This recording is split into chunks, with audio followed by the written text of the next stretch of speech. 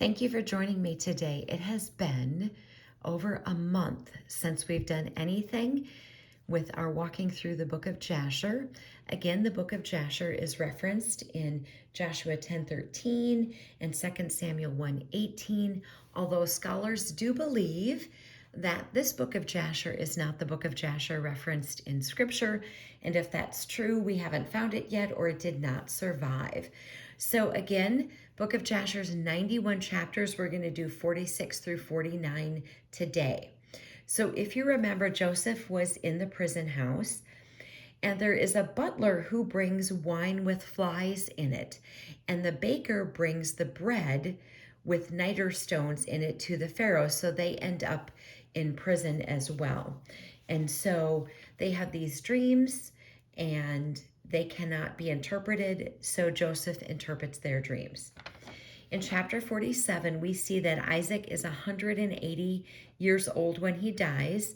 And so Esau and Jacob, they bury him in a cave in Hebron. And he leaves them their possessions and they divide it. Jacob will take the land of Canaan. That will be his inheritance.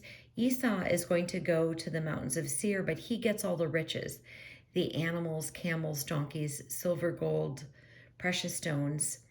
And they write this division of property into a book signed with 4 witnesses, and it is put in an earthen vessel.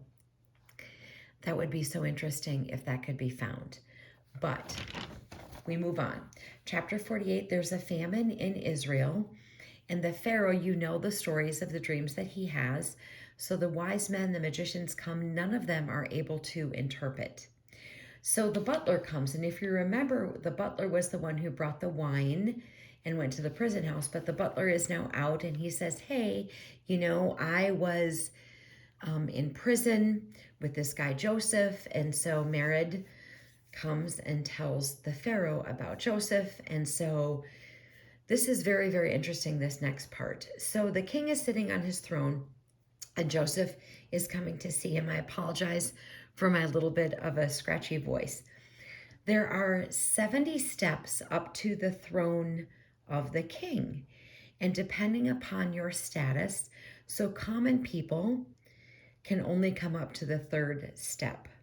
But if you spoke all 70 languages, you could advance on each step and you could go up all 70 steps to talk to the king. So Joseph, common person, comes to the 3rd step. He interprets the dreams. You know that whole story. So the king says to his people, I got this kid. He's, able to kind of, interpret my dream and give proper dream interpretation. And they're like, he's just this common Hebrew man. This isn't anybody you should put in any position. He doesn't even know all of the languages. So Joseph, in the dungeon then has a visit by an angel who teaches him all 70 languages. So Joseph then ascends the steps and speaks to the king in all of the languages. So he is appointed second to the king over Egypt, and the king changes his name, and it is now Zapnath Paneah, Zaphnaath, Paaneah. And there are many commands for the people, with Joseph now being ruler next to the king over them, and people have to bow. There's marching, they're playing harps, they perfume the road. Joseph is on this horse, he lifts his eyes to heaven and calls out to God. The king gives him land, a vineyard, gold and silver, and the king commands the people bring him gifts or they will die. The king gives Joseph a wife. He's 30 years old now at this time, and he gives him servants, and it takes Joseph 3 years to have his house built, which tells us it is an elegant place, and he has an army of 40,600.